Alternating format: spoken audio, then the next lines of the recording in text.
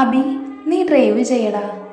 കാറിൻ്റെ കീ അബിയുടെ കയ്യിലേക്ക് എറിഞ്ഞുകൊണ്ട് പറയുന്ന സിദ്ധുവിനെ അബി ഒന്ന് നോക്കി. അവൻ്റെ മുഖത്തെ തിളക്കവും നിറഞ്ഞ ചിരിയും അവൻ നോക്കി നിന്നു. അബി നോക്കുന്നത് കണ്ട് അവൻ നെറ്റി ചൊളിച്ചുകൊണ്ട് നോക്കി. എന്താണ് മോനെ ഒരിളക്കമൊക്കെ? അബി ചിരിയോടെ ചോദിച്ചു. അതിനവരൊരു കണ്ണിറുക്കിക്കൊണ്ട് കാറിൽ കയറി. സിദ്ധുവിൻ്റെ അച്ഛൻ മഹാദേവൻ ബിസിനസ്സിൽ തൻ്റെതായ മുദ്ര പതിപ്പിച്ചിരുന്നു. എന്നാൽ 3 വർഷങ്ങൾക്ക് മുൻപ് ഒരു ആക്സിഡന്റിൽ വിട പറഞ്ഞു. അതിനുശേഷം ബിസിനസ്സിൽ സിദ്ധു അച്ഛൻ്റെ സ്ഥാനം ഏറ്റെടുത്തു. മഹാദേവന് കൊടുത്ത എല്ലാ ബഹുമാനവും ആദരവും അവനും ലഭിച്ചു. കുറച്ച് ദിവസം കൊണ്ട് തന്നെ സിദ്ധു അവൻ്റെ മികവ് തെളിയിച്ചു. കോളേജ് കഴിഞ്ഞതും അബിയും അവൻ്റെ കൂടെ കൂടി. ഓഫീസിലെത്തിയതും അബി അവൻ്റെ ക്യാബിനിലേക്ക് നടന്നു. എന്നത്തെയും പോലെ അവൻ്റെ ടേബിളിൽ ചുവന്ന റോസാപ്പൂ എടുത്ത് അവൻ വേസ്റ്റ് ബിന്നിലേക്ക് എറിഞ്ഞു. മുഷ്ടി ചുരുട്ടി നിന്നുപോയി. ഇത് പ്രതീക്ഷിച്ച പോലെ സിദ്ധു ഡോറ് തുറന്ന് അകത്തേക്ക് വന്നു. എന്താടാത്? അവൻ അബിയുടെ തോളിൽ കൈവച്ച് അവനെ തിരിച്ചു നിർത്തി. നീ കണ്ടില്ലിത്? ഞാൻ എത്ര തവണ പറഞ്ഞതാ? അവൻ ദേഷ്യത്തോടെ കയർത്തു. എടാ, നീ എന്നെ ഉപദേശിക്കാറില്ലേ? നിന്നോട് ഞാൻ പറഞ്ഞു തരേണ്ട കാര്യമില്ലല്ലോ. ഇനിയും നീ. സിദ്ധു അവനെ ഉറ്റുനോക്കി. വേണ്ടടാ, ശരിയാവില്ല.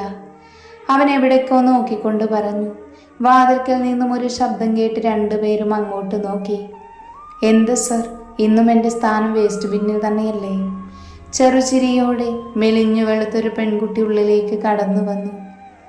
നിന്നോട് ഞാൻ എത്ര തവണ പറഞ്ഞു എൻ്റെ പിന്നാലെ നടക്കരുതെന്ന്? അബി അവരുടെ നേരെ കൂർപ്പിച്ച് നോക്കിക്കൊണ്ട് പറഞ്ഞു. എൻ്റെ സിദ്ധു സാറേ, അങ്ങേരോട് ആ ഡയലോഗെങ്കിലും ഒന്ന് മാറ്റിപ്പിടിക്കാൻ പറ. ഷേ, കേട്ട് കേട്ട് മനുഷ്യൻ മടുത്തു. അവൾ അവനെ നോക്കി പുച്ഛിച്ചുകൊണ്ട് മുഖം തിരിച്ചു. അവളുടെ നിൽപ്പ് കണ്ട സിദ്ധു ചിരിച്ചു.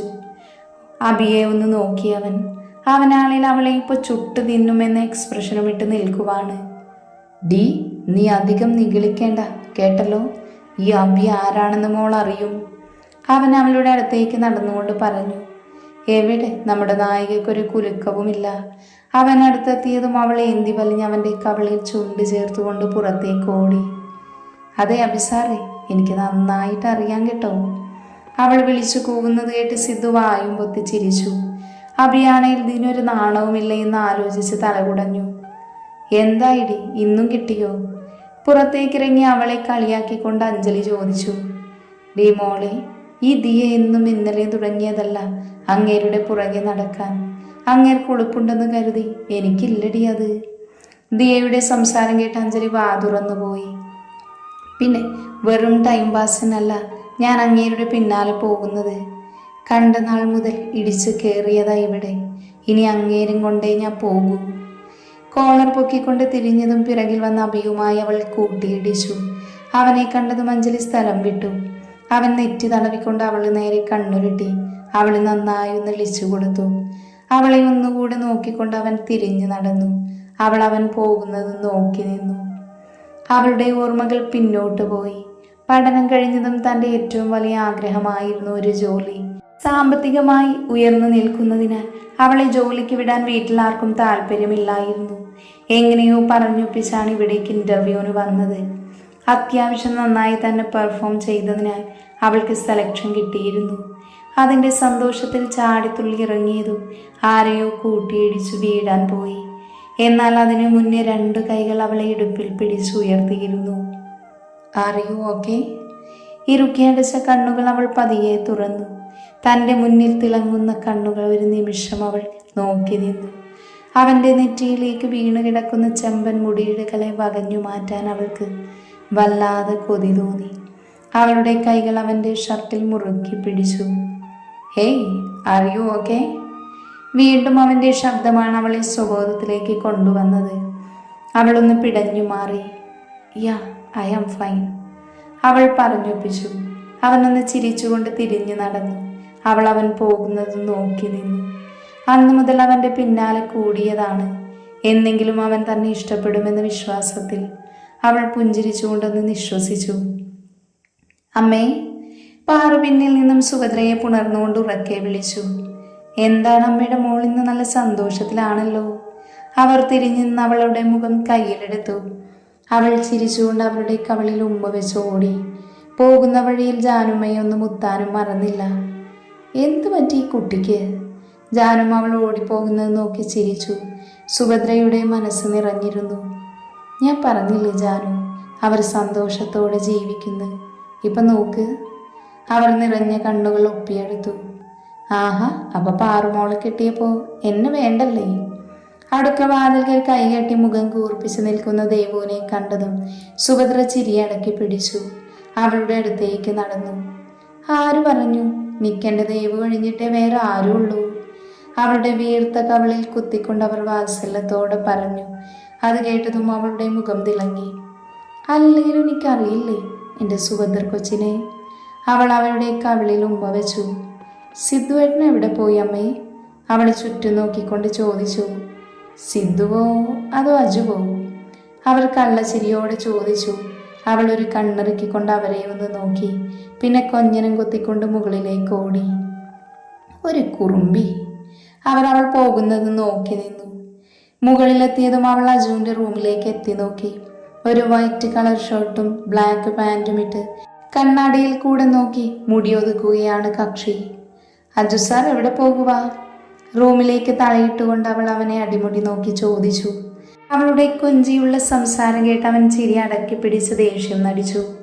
ഓഹോ, ആശാൻ ദേഷ്യത്തിലാണല്ലോ.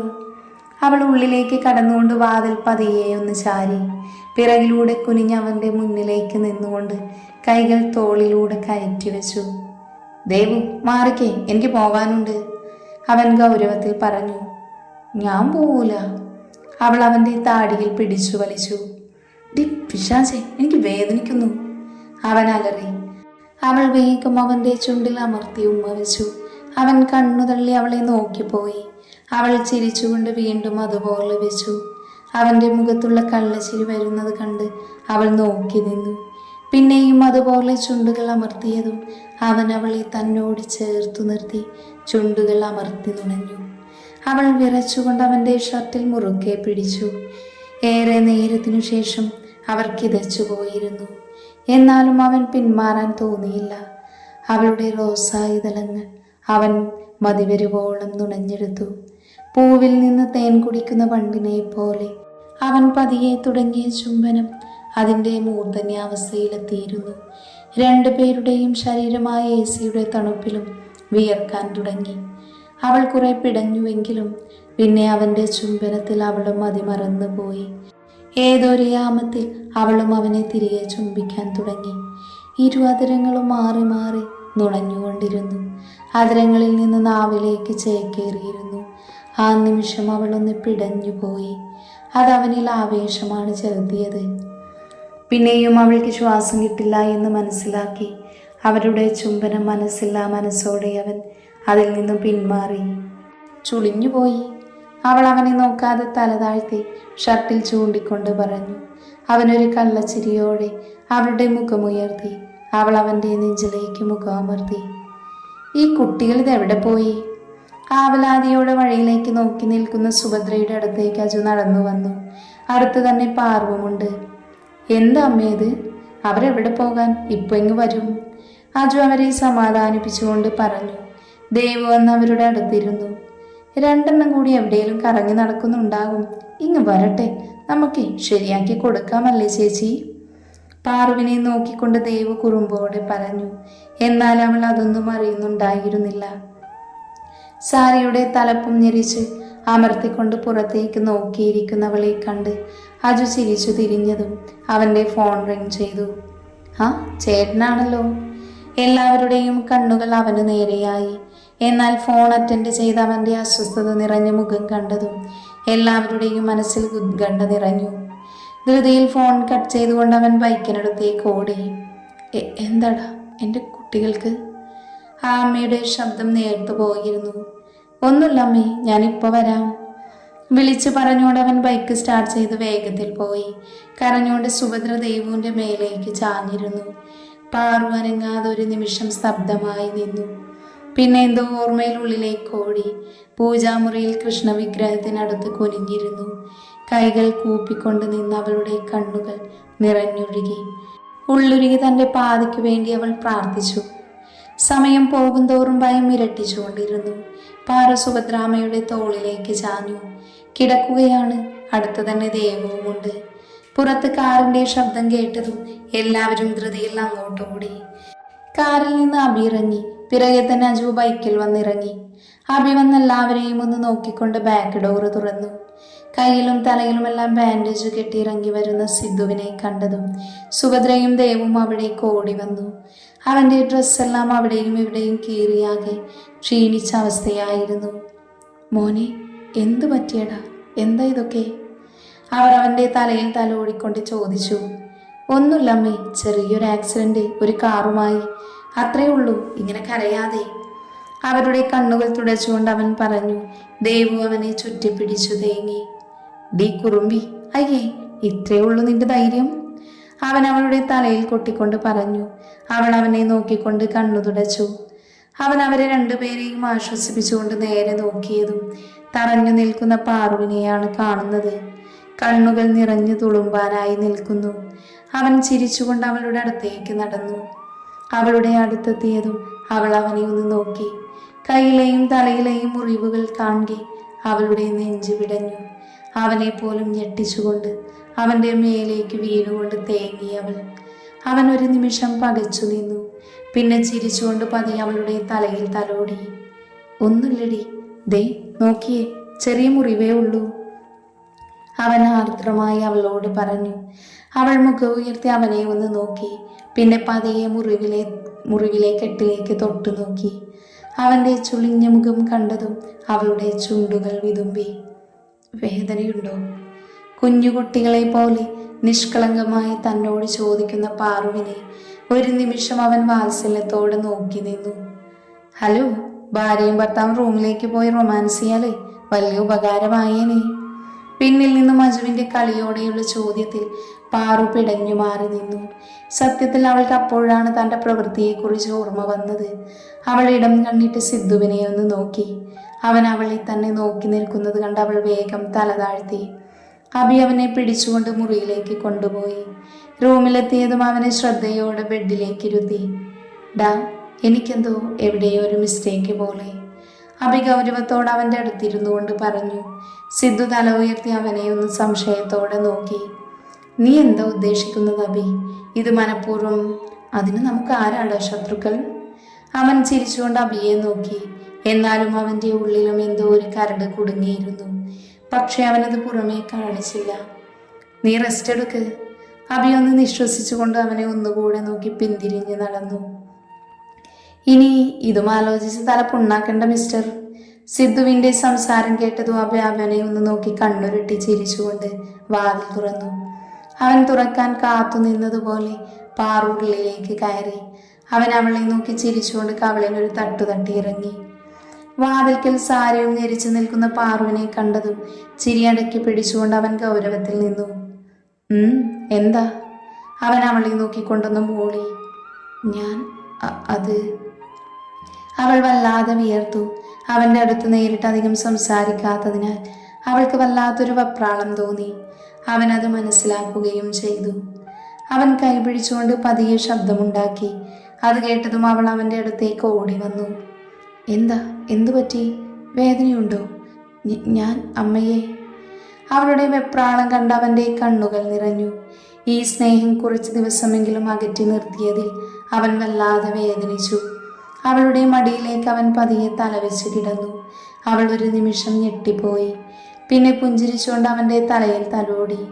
ഒരു സൈഡിലേക്ക് കിടന്നതിനാൽ അവന്റെ കൈ വേദനിച്ചു. അതുകൊണ്ട് അവൻ അവളുടെ വയറിന് നേരെ തിരിഞ്ഞു കിടന്നു. അവന്റെ പ്രവൃത്തിയിൽ അവളൊന്ന് വിറച്ചുപോയി.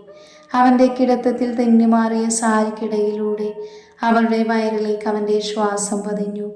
അവളൊന്ന് പുളഞ്ഞു പോയിരുന്നു. അവൻ തല ഉയർത്തി പതിയെ അവളെ ഒന്ന് നോക്കി. പിന്നെ ഒരു കള്ളച്ചിരിയോട് അവളുടെ വയറിലേക്ക് മുഖം പൂഴ്ത്തി. അവളെ ഏങ്ങിക്കൊണ്ട് അവന്റെ മുടിയിൽ കൈ കോർത്തു വലിച്ചു. പാറു. അവന്റെ ആർദ്രമായ സ്വരം അവളുടെ കാതുകളിൽ പതിഞ്ഞു. കണ്ണു നിറച്ചുകൊണ്ട് അവൾ അവനെ ഒന്ന് നോക്കി. അവൻ അവൾക്ക് നേരെ കണ്ണു ചിമ്മി കാണിച്ചു. ഇതെപ്പോ വാങ്ങിയതാ? അവളുടെ അണിവയറിൽ മനോഹരമായി ചുറ്റിയിരിക്കുന്ന അരഞ്ഞാണത്തിൽ കൈ ചുറ്റിക്കൊണ്ട് കുസൃതിയോടെ അവൻ ചോദിച്ചു. അവളൊന്ന് പുളഞ്ഞുകൊണ്ട് അവൻ്റെ കൈകൾ വിടുവിക്കാൻ നോക്കി. അവൻ ചിരിച്ചുകൊണ്ട് അതിലൊന്ന് മുത്തിപ്പോയി. പാറു ചേച്ചി, ദേ അമ്മ വിളിക്കുന്നു. പുറത്തുനിന്ന് ദേവുവിൻ്റെ ശബ്ദം കേട്ടതും അവൾ അവനെ ദയനീയമായി നോക്കി. ഇവിടെ ഒരു ഉമ്മ തന്നിട്ട് പോയിക്കോ, അവൻ കവളിൽ തൊട്ടുകൊണ്ട് കള്ളച്ചിരിയോടെ പറഞ്ഞു. അവൾ അവനെ കണ്ണുകൾ വിടർത്തി നോക്കി, പിന്നെ മടിച്ചുകൊണ്ട് തല താഴ്ത്തി. ഞാൻ ഉറങ്ങിക്കിടക്കുമ്പോൾ തരൂലേ? അവൻ കുറുമ്പോട് അവളെ നോക്കി ചുണ്ടു ചുളിച്ചു. അത് കണ്ട് അവൾ അബദ്ധം പറ്റിയതുപോലെ അവനെ നോക്കി. കള്ളി, അവൻ ചിരിച്ചുകൊണ്ട് അവളെ വിളിച്ചു. അവൾ ചിരി അടക്കി പിടിച്ചു നിന്നു. പിന്നെ അവൻ്റെ കവളിൽ ചുണ്ടുകൾ ചേർത്തുകൊണ്ട് പെട്ടെന്ന് പുറത്തേക്ക് ഓടിപ്പോയിരുന്നു.